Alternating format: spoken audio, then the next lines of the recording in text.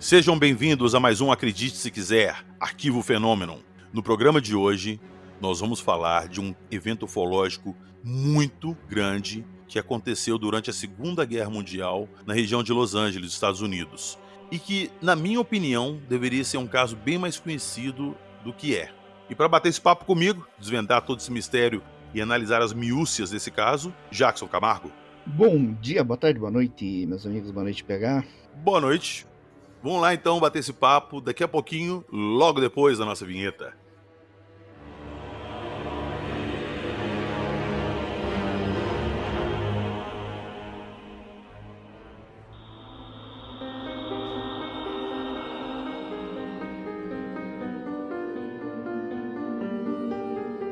Avistamentos inexplicáveis, pânico de guerra, defesas antiaéreas, escudo invisível, desculpa padrão.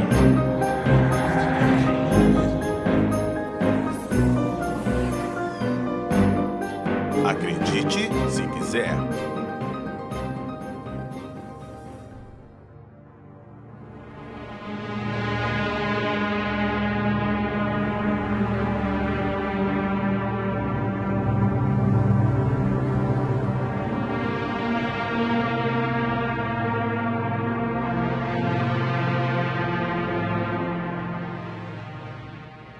Eu no início já falei que esse caso ele deveria ser mais conhecido do que ele é, porque foi um caso com muitas testemunhas, causou uma verdadeira zona na cidade que aconteceu o caso e foi motivo de investigação durante muito tempo. Esse caso é a Batalha de Los Angeles, que aconteceu na Segunda Guerra Mundial. Então vamos lá, Jackson, como é que rolou essa parada toda aí?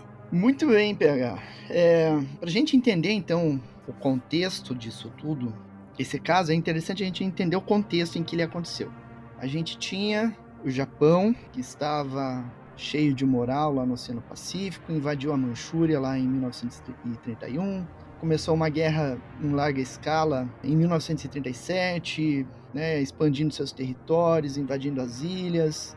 E com essa expansão toda, os Estados Unidos começou a colocar diversas sanções, mais ou menos como a gente está vendo agora em relação à Rússia, né? Eles colocam um monte de sanções, para de fazer exportação, proíbe os outros de fazer exportação. Naquela época, isso deixou o pessoal lá do governo japonês um pouco bravinho, né? E aí, então, o governo japonês começou a se preparar para uma guerra em larga escala contra os Estados Unidos. Então, em 7 de dezembro de 1941, eles resolveram atacar a base aérea de Pearl Harbor, lá no Havaí, e isso ia destruir a maior parte das forças navais dos Estados Unidos no Oceano Pacífico e daria tempo dos japoneses invadir mais algumas ilhas e garantir bases de suprimento para manter a guerra. E aí, com esse ataque, o governo dos Estados Unidos declarou guerra. Declarou guerra ao Japão e à Alemanha. Isso em 7 de dezembro de 1941. E aí, no ano seguinte, em 1942, em fevereiro de 1942, aconteceu esse caso da Batalha de Los Angeles. Então, desde o momento em que se declarou a guerra até o momento em que ocorreu essa batalha, não sei nem se dá para chamar de batalha, mas é o nome do caso no meio ufológico. Durante esse tempo, o governo dos Estados Unidos colocou defesas antiaéreas ali na região da costa oeste, nas cidades ali, Los Angeles, San Diego, São Francisco, armou as bases navais, deslocou outros navios que não estavam danificados para fazer a patrulha ali da região, e a Força Aérea também começou a patrulhar o oceano dia e noite, tanto a partir do Havaí, quanto das ilhas ali na costa da Califórnia e das próprias cidades ali, né, incluindo Los Angeles. Então aquela área ali estava muito bem patrulhada. E aí aconteceu esse fato aí da batalha, chamada Batalha de Los Angeles, na noite de 24 para 25 de fevereiro de 1942. Todas essas tropas, força aérea, as patrulhas navais ali não foram suficientes para impedir a ocorrência desse fato. Os moradores locais já tinham ido dormir e de repente acordaram com o barulho das sirenes. Alguns que estavam acordados antes disso relatam que viram pelo menos um objeto voando ali sobre a região, e isso deixou eles meio apreensivos, porque eles já estavam em guerra e já tinha restrições de voo, algumas regras funcionando ali. E aí resolveram ligar para a base aérea, né? Ó, nós estamos vendo um objeto. E aí tem uma pequena incongruência no caso. Eu não sei nem se é uma incongruência ou se são fatores detalhes do caso, algumas pessoas relatam que era apenas um objeto com um tamanho considerável e outras relatam que eram objetos menores, mas vários objetos. Pode ser aquele lance da nave-mãe com os menores, né? Pois é, pode ser, até porque foram vistos de pontos diferentes da cidade, né? Uhum. Então pode ser isso.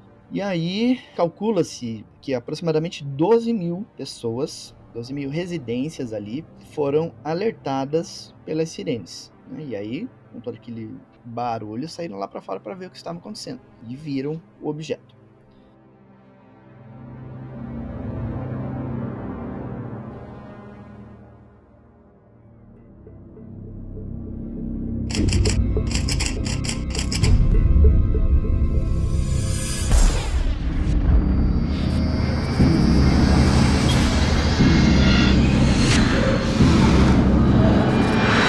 Você está ouvindo o Arquivo Fenômeno.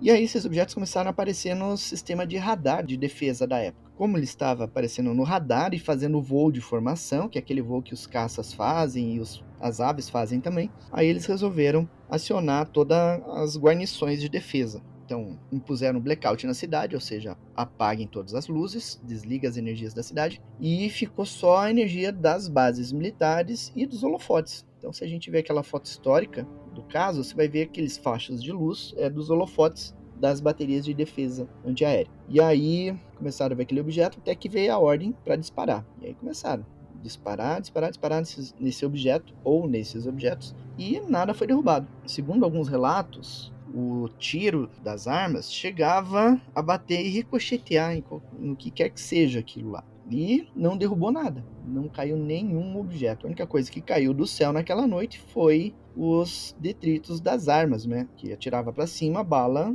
uma hora ia ter que cair. Pois é, e, ô Jackson, só um pequeno parêntese que a gente tá falando de artilharia antiaérea, que é munição Isso. pesada.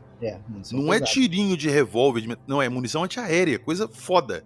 Isso, e quando voltava pro solo, acabava acertando casa, carro, prédios. Então os danos ali na região foram muito grandes. Inclusive, esses detritos acertaram 3 pessoas, que acabaram morrendo em função dos ferimentos. Outras 3 pessoas morreram por ataque cardíaco, devido ao susto que eles passaram, né? Então foram 6 mortes no total. É o tipo da coisa, assim, que você já pega precedentes históricos, igual quando rolou a dramatização do Orson Welles falando da Guerra dos Mundos, que as pessoas entraram em pânico e tudo na cidade. Imagina isso agora, com a parada gigantesca no céu e o exército inteiro abrindo fogo contra. Porque também, tem um parênteses, até então eles estavam achando que se tratava de uma invasão japonesa, né? Isso. É aquela parada do a gente não sabe o que é, vamos atirar antes que atirem na gente. Exato. Pois Então, é. a primeira opinião foi de que era invasão japonesa. Só que aí tem alguns detalhes, né, nessa história. Eles primeiro lançaram essa possibilidade de invasão japonesa e depois retificaram dizendo que não era. E não conseguiam explicar o que era esse objeto e depois falaram que era um alarme falso. Mas você tem a foto registrando o objeto e toda aquela situação. E ficou esse disse e não disse, né, das autoridades. E aí a versão oficial que ficou, assim, digamos, é de que era aviões japoneses que vieram fazer o sobrevoo. Essa é uma das versões. Uma outra versão é de que seria um balão fugo. É sempre balão. É um balão que eles lançam para alta atmosfera e que vai voar com a corrente de ar. Então, quando lança lá do Japão para ir para os Estados Unidos, um balão desse, por exemplo, você não pode prever que ele vai passar por cima de Los Angeles. Então, fica uma situação meio complicada, né, de você provar que aquilo seja um balão fugo, realmente, como o governo tentou explicar. Ô Jackson, mas é uma parada que não dá pra encarar como balão. Essa desculpa do balão que eles dão já tá batida, eles tinham que arrumar nova. Porque, cara, eles dispararam muito, mas, cara, foram quase 20 minutos de disparo de artilharia antiaérea contra o objeto. Pois é. E se fosse o balão tinha ido pro saco. Pois é. Um tiro e depois furar o balão ele ia cair, né? Exato, ele ia cair pro chão, eles iam ver que era um balão. E tem um outro detalhe também, que isso aí foi perto já do amanhecer, isso aí foi no finalzinho da madrugada. E quando aquela fumaceira toda e tudo mais, quando eles acabaram de disparar, o dia já tava raiando, não tinha nada no céu. Nada. Como se eles estivessem atirando no vazio. E aí a outra versão de que seriam aviões, a Força Aérea lá do Japão só conseguiria fazer isso com porta-aviões ou com submarinos. Se fosse porta-aviões, seria um risco desnecessário, porque iria só colocar os aviões para sobrevoar lá e arriscando o porta-aviões, então isso jamais eles iriam fazer algo desse tipo. Então restaria a possibilidade de fazer com submarinos. Eles tinham submarinos na época que carregavam um avião de reconhecimento. Esse avião decolava como se fosse um porta-aviões, depois pousava na água, eles recolhiam e iam embora. Só que toda aquela área lá era muito bem patrulhada por navios de patrulha, quanto por aviões. E ninguém viu nada, não foi captado nada, não foi registrado nada. E depois da guerra, inclusive, eles foram verificar com o governo japonês se houve alguma operação japonesa naquela noite naquela região, e não tinha. O governo disse que naquela noite, naquela região, eles não fizeram nenhuma operação. Né? Mesmo porque se fizesse, o avião ia ser derrubado, com tanto tiro que foi mandado lá pra cima, né? Agora, ô Jackson, uma pergunta. Eu conheço esse caso já, igual a gente estava conversando antes de começar a gravar. Esse caso eu já conheço ele há bastante tempo. Mas uma coisa me ocorreu que agora, quando é que esse caso virou um caso ufológico e deixou de ser uma parada de guerra? Porque, igual a gente comentou, até então eles achavam que era uma invasão japonesa. Quando eles viram que não era, como é que isso tomou um viés ufológico? Olha, provavelmente foi ali, na época, pouco depois do caso Roswell, quando a comunidade ufológica estava se formando, e que o assunto era bastante constante nos jornais, né? Então, as pessoas que estavam naquela região e que viram toda essa movimentação devem ter associado aquela coisa que apareceu sobre Los Angeles, então pode ser um deles, né? E aí, então, acabou sendo um evento ufológico, digamos, né? É interessante ter falado isso aí, porque isso aconteceu antes de Roswell. Antes de Roswell. Existem documentos já liberados sobre o caso, né? Eles não falam especificamente sobre disco voador, naves alienígenas, nada, né? Só comentam que é estranho, permaneceu não identificado. Caramba, então isso aí quer dizer então que isso aí durante muito tempo passou como, sei lá, uma orelhada do exército ali, que eles fizeram alguma coisa, e depois, quando aconteceu a parada toda de Roswell, que isso começou a cair na mídia, que eles ligaram isso ao que aconteceu em Roswell. Isso. Foi a partir daí que veio a ligação. Eu nunca tinha feito essa ligação e nem me tocado que isso foi bem antes de Roswell. É. 5 anos antes de Roswell.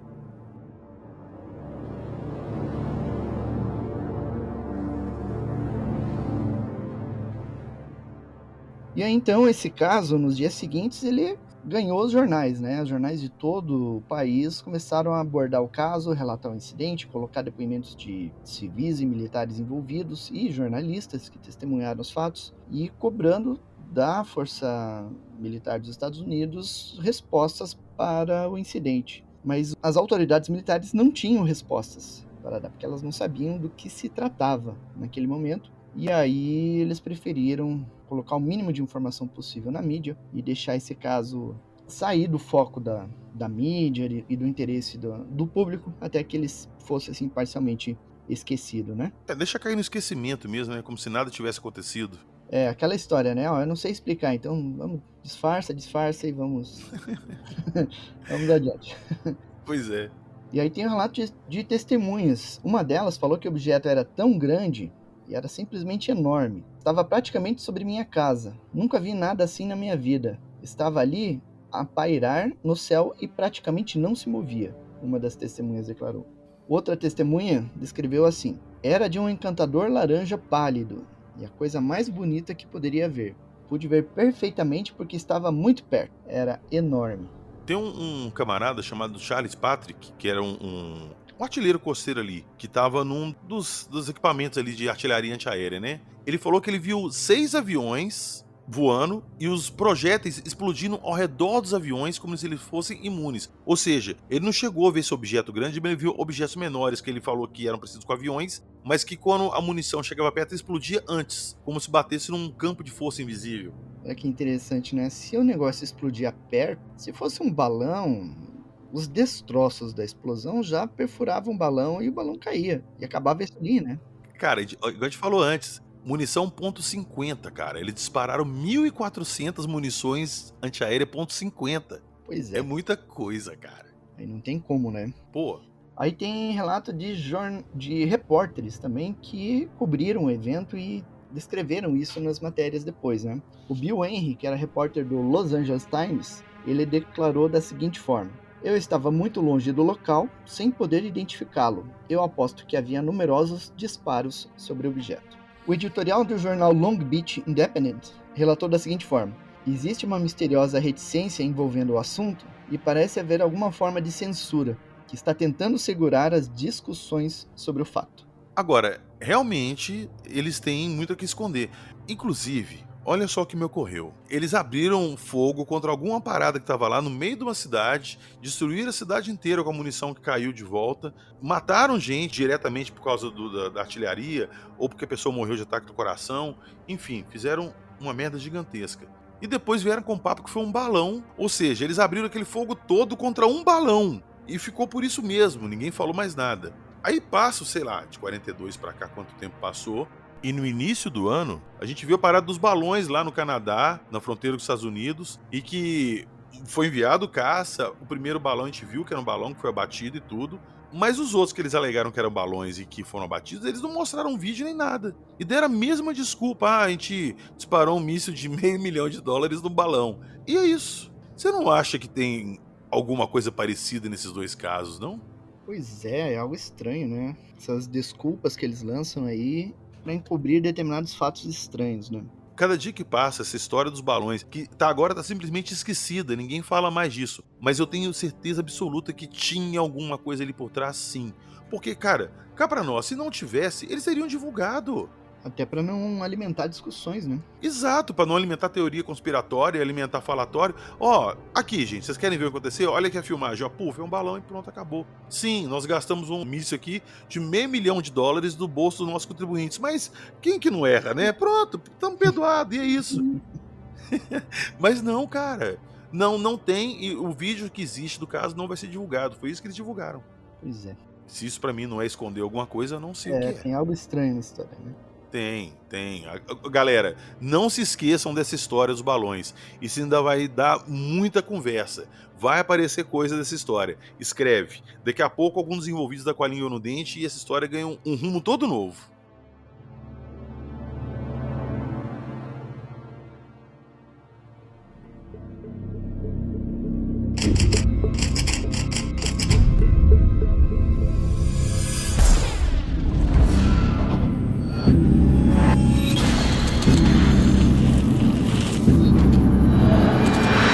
Você está ouvindo o Arquivo Fenômeno.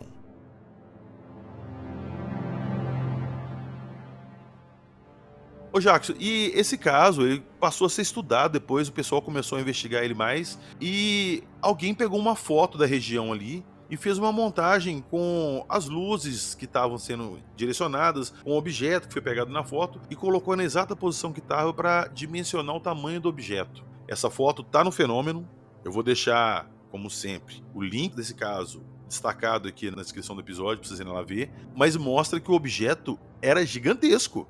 Pois é. Aquela foto principal, né, do caso, que todo mundo conhece, o cara localizou o ponto exato onde ela foi feita e fez uma foto atual, né? Então a gente tem noção de como foi aquela situação e o tamanho do objeto. E realmente era alguma coisa realmente bem grande mesmo. Bem interessante. Sim, a distância que o cara tava, que você vê ele na foto, que o fotógrafo fez a famosa foto, tirou, ele conseguiu de noite avistar o objeto lá. Pois é, registrou, né? Aí já derruba, né, algumas possibilidades. Você vê pela foto que aquilo ali é muito maior que um avião convencional, né? Poxa, não é um avião, muito um balão, maior. muito grande. E, inclusive, anos depois, o Congresso americano abriu uma investigação para tentar apurar possíveis responsáveis e a causa desse incidente, que os cidadãos ali de Santa Mônica entraram em ação contra o governo, por causa dos danos que sofreram no dia e tudo mais, e cobraram das autoridades resposta. E mesmo depois da investigação e tudo mais, a resposta do exército foi a mesma, que foi um balão. Eles vão insistir nesse ponto, né? Porque é a explicação que eles conseguiram encaixar na história, né? E fica o dito pelo não dito, porque como é que você vai contestar e falar que não era um balão?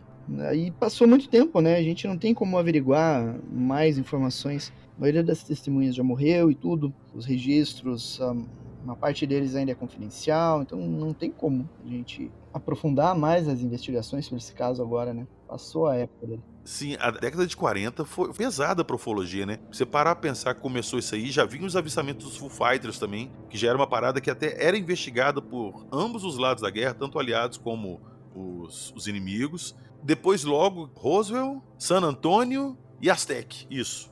São os 3 casos da época ali. E tudo muito grande, cara, com captura de nave, saca? Então, essa década aí tem alguma coisa especial. Será que foi a bomba atômica? Provavelmente a bomba atômica. Provavelmente isso que despertou o interesse das outras inteligências, né, sobre nosso planetinha aqui.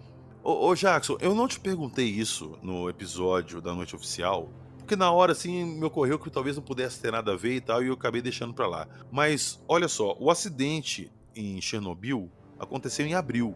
Um Uhum. vazamento lá da usina de Chernobyl e tal, ficou meses vazando. O acidente só foi descoberto porque a França começou a detectar níveis de radiação muito alta no ar deles ali, e aí foram investigar e descobriram que vinha da Rússia. Mas, cara, logo depois, em maio, teve a noite oficial dos OVNIs.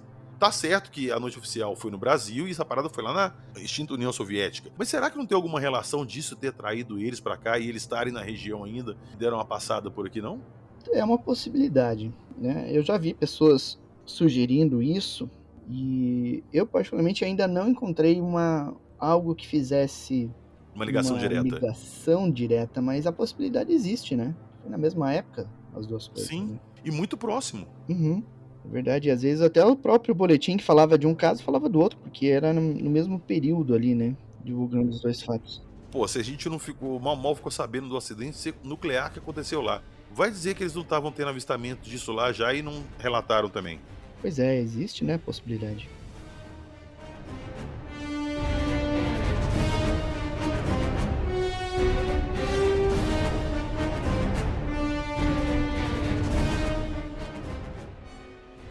Pois bem, queridos ouvintes, chegamos ao final do caso A Batalha de Los Angeles. É um caso muito interessante, ele merecia ser mais conhecido, mas apesar do caso ser um caso grande de muita testemunha, a gente tem pouco material dele além disso que a gente falou aqui. E lembrando a vocês que todo esse material aqui vai estar lá no Fenômeno, vai ter vídeo, né, Jackson, desse caso lá no Fenômeno, assim como o caso em si, como a gente sempre posta. Isso, vai ter um vídeo, vai sair já hoje mesmo, no Fenômeno, vai lá no YouTube, @Fenômeno, você vai encontrar esse e vários outros vídeos legais sobre casos ufológicos ocorridos aí pelo mundo. Beleza, eu já vou deixar na descrição então o link direto desse vídeo lá pro YouTube lá do Fenômeno, tranquilo? Se dê uma olhadinha lá vai ter mais detalhes. Corram lá no Fenômeno, dê uma olhada na matéria pra vocês verem essa foto que foi recriada, que a gente falou aqui, que ela é bem interessante. Ela dá uma nova visão assim pra esse caso. Depois que vocês virem a foto clássica que foi tirada e essa que foi reconstruída, vocês vão ver uma semelhança bem grande ali na parada e fica difícil não acreditar que aconteceu alguma coisa. Mas então é isso. Lembrando que lá na descrição do episódio também tem o nosso link do Apoia-se. Quem puder entrar no Apoia-se, dar uma força pra gente, vai ser super bem-vindo. E de quebra, participa lá do nosso grupo do WhatsApp, trocando ideias sobre ufologia, paranormal, games, mitologia, esses assuntos que a gente tanto gosta. Então, quero deixar aquele grande abraço. Nos vemos na próxima sexta, com mais casos de ufologia. E acredite, se quiser.